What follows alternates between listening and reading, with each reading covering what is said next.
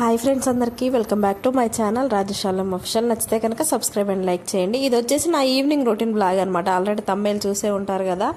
చాలా నెలల తర్వాత అయితే నా ఈవినింగ్ రొటీన్ బ్లాగ్ అంటే అసలు నా డైలీ రొటీన్ బ్లాగే చూపించబోతున్నా, కానీ ఈ రోజు వచ్చేసి ఇంట్లోకి వచ్చాక మొదటి ఈవినింగ్ బ్లాగ్ అనమాట. చూసేయండి. ఇక్కడైతే ఇంకా పిల్లలు ఆడుకుంటున్నారు. మా నిష్కల మాత్రం ఫుల్గా ఆడుతుంది ఇక్కడైతే, ఎందుకంటే కింద అంతా చుట్టుపక్కల పిల్లలు ఉన్నారనమాట.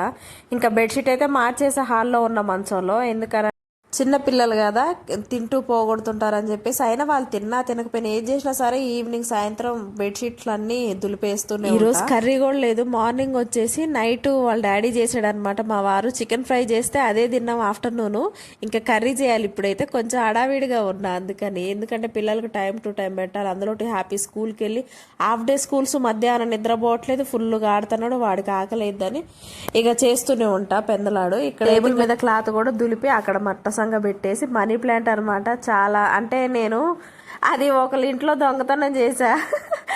అది ఒక చిన్న మొక్క వేసా, కానీ భలే బ్రతికింది. నాకు మంచిగా మన చేతుల మించి ఏదైనా మొక్కలు పెడితే బతికి. ఏంటి మొక్క దొంగతనం చేసావు, ఎంత ధైర్యంగా చెప్తున్నావుగా అనుకుంటారేమో. మరి మనీ ప్లాంట్ అడిగితే ఇవ్వరంట. దొంగతనంగానే తెచ్చుకోవాలంటే వాళ్ళకు కూడా తెలియకూడదట మనం తెచ్చుకునేది.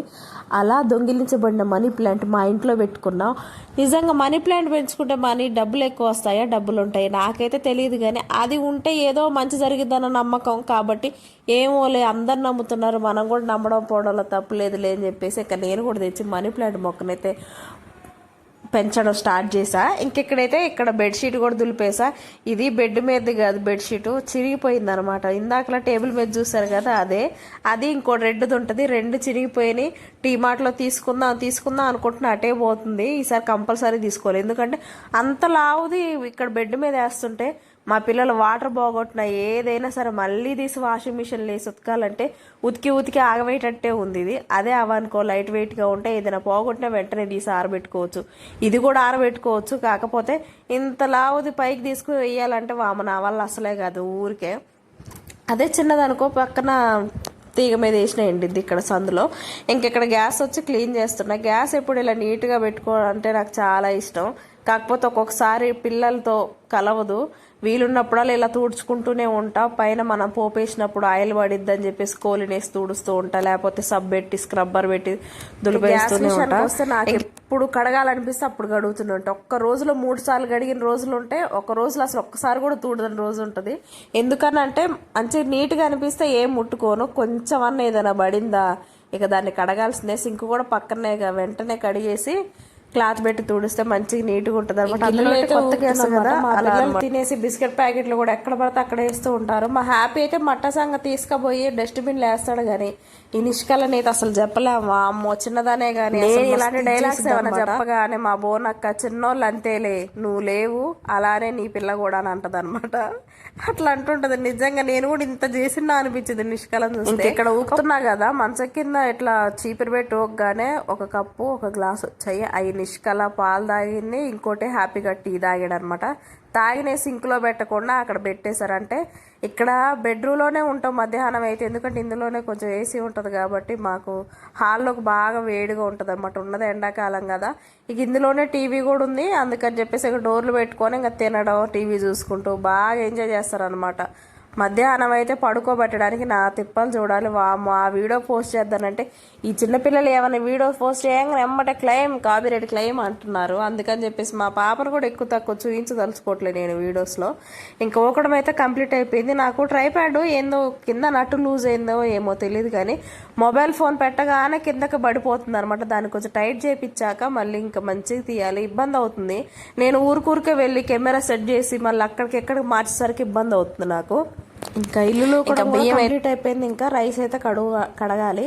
ఇంకా మెరగలు ఏరుతున్నాయి. ఇవి పట్టించిన బియ్యం, అందులో మెరగలు ఉన్నాయి. మెరగలు చూసి ఏరి తర్వాత మంచిగా క్లీన్గా వాష్ చేసి గ్యాస్ మీద పెట్టేస్తా. మా అమ్మ అంటది ఎమ్మటే కడిగి పెట్టకపోతే నువ్వు తింటా అనుకున్నప్పుడు కాకపోతే మంచిగా ఫస్టే కడిగి పెట్టుకొని ఒక గంట నాంతి ఇంకా మంచిగా. ఒక్కోసారి హడావిడిగా అప్పటికప్పుడు కడిగి పెట్టేస్తా. అలా వండితే నిజంగా బాగుంటుంది. మనం పప్పు రేపు వండుకుంటామంటే ఈరోజు నైట్ నానబెట్టుకుంటే అందులో ప్రోటీన్స్ అనేవి రిలీజ్ అవుతాయి అంట.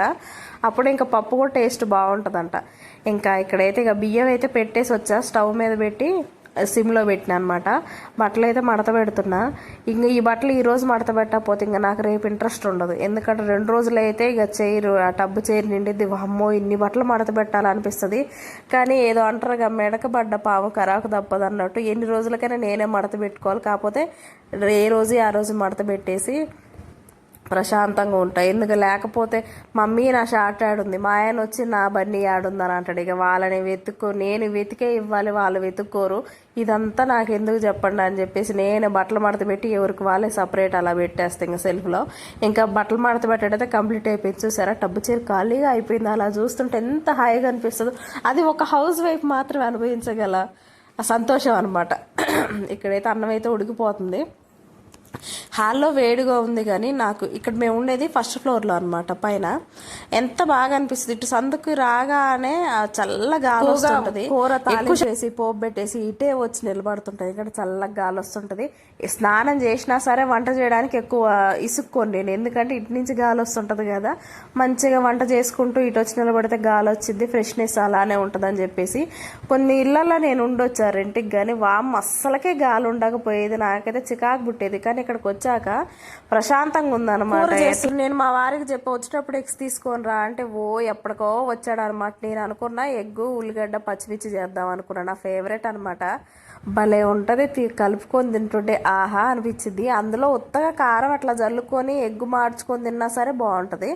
ఎగ్గు ఉంటే చాలు, ఏ కూర ఏం చేసుకోవచ్చు. ఇంతకు ఏం కూర చేస్తున్నా చెప్పలేదు కదా, ఉత్తదే టమాటా చేస్తున్నా బాగుంటుంది. ఇంక ఎగ్స్ పక్కన ఉడుకుతున్నాయి. ఇంకెక్కడైతే ఉత్త టమాటా కర్రీ చేస్తున్నా. టమాటాలు అయితే ఇక్కడ ఉడుకుతున్నాయి. కొంచెమే చేస్తున్నాను ఇప్పటి వరకే కదా. మార్నింగ్ ఎట్టాక మళ్ళీ టిఫిన్ తింటాం, మళ్ళీ సర్ది కూర అయితే అది ఫ్రిడ్జ్లో పెట్టి 3 రోజుల తర్వాత పడేస్తాను. అప్పటికప్పటికే పడేస్తే మనసు సాటిస్ఫై అవ్వదు నాకు. ఏంటంటే 2-3 రోజులు ఫ్రిడ్జ్లో పెట్టి దాన్ని మర్చిపోయి ఎప్పటికో చూసుకొని 4 రోజుల తర్వాత ఒర్రే ఆ కూర ఉంది కదా నా బాక్స్ ఓపెన్ చేస్తే అప్పుడు అది పడేస్తే అప్పుడు హమ్మయ్య అనిపించింది. అదేదో బయటే ఉంటే గుర్తొచ్చినప్పుడన్నా కూర ఉంది కదా అని చెప్పేసి అది ఇది 2 కలుపుకొని తిందాం అన్న ఆలోచన ఉండదు నాకు. మర్చిపోతా. ఎక్కువ శాతం ఫ్రిడ్జ్లోనైతే పెట్టను.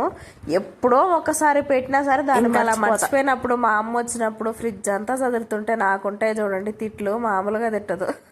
ఇంకెక్కడ ఎగ్స్ అయితే ఉడికిపోయినాయి. ఎగ్స్ పొట్టుగిలుతున్నా. నాకు ఒకటి అర్థం కాదు, 4 ఎగ్స్ ఒకేసారి ఉడకబెట్టినా కానీ అందులో ఒకటి మంచిగా ఉడికింది, ఇంకొక ఎగ్గు గిలుతుంటే పొట్టు దానిపైంది రావట్లేదు. అదేంది ఇది అది ఒకేసారి కదా నేను ఎగ్స్ ఉడకబెట్టింది, ఇది మంచిగా ఉడికింది, ఇది ఏంది మొత్తం వైట్ది కూడా వస్తుంది అనమాట, వైట్ ఎగ్.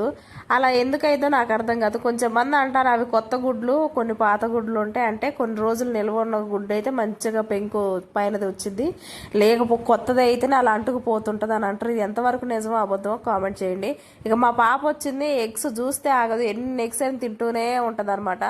ఆమెకి ఇచ్చేసి 4 ఉడకబెట్టినా, ఒకటి తీసి తిను, ఇక తర్వాత మేము తినేటప్పుడు మమ్మల్ని అడగొద్దని చెప్తే మా పాప సర్లేని తిన్నది. కానీ మళ్ళీ వాళ్ళ డాడీ ఎగ్ కోసం వేసింది ప్లాన్, పెద్ద ప్లానే వేసింది అనమాట. అన్నం తినేటప్పుడు నాన్న ఎగ్ అనగానే అమ్మటే వాళ్ళ డాడీ సగం తీసి షేర్ చేసి వేసిండు.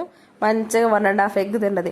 పోయినసారి అంతే 3-4 ఎగ్స్ ఎక్కువ ఉడకబెట్టా. మేము ఉన్నది 4 కదా, 7 ఎగ్స్ ఉడకబెడితే అసలు తినలేదు. 2 ఎగ్స్ తిని నేను మిగతాయి అలానే ఉంచేసిన. మార్నింగ్ తిన్నారు అనమాట. ఇక మార్నింగ్ తింటే ఇంకా ఎందుకు మార్నింగ్ కాడికి అదేదో ఎగ్ ఆమ్లెట్ అయితే సరిపోద్ది కదా అని చెప్పేసి అలా ఉంచి మా పాపకి ఫస్ట్ హాఫ్ ఇచ్చా, అదే చూపెడుతుంటే ఇక్కడ. తర్వాత ఆ హాఫ్ కూడా లాక్కొని వెళ్ళిపోయింది, తినింది. ఇంక ఇక్కడ ఉప్పు కారం అన్నీ వేసుకొని ఎగ్స్ వేసుకొని ఇంకా కొంచెం అంత వాటర్ అయితే యాడ్ చేస్తుంది టమాటా కూరలో. వాటర్ యాడ్ చేయకపోతే బాగుంటుంది కానీ ఇప్పుడు నైట్ టైం కదా, మరి ఎందుకు ఆయిల్గా తినడం ఫ్రైగా అని చెప్పేసి ఇంకా కొన్ని వాటర్ అయితే యాడ్ చేసి కూర్చొని అన్నం అయితే తిన్నాను. ఆ వీడియో తీద్దానంటే ఇంకా నాకు ఓపిక లేదు. ఇంకా ఫైనల్గా మా హ్యాపీ కూడా నిద్రపోయాడు. ఫ్రెష్ అయిపోయా. ఓకేనా, బాయ్, గుడ్ నైట్.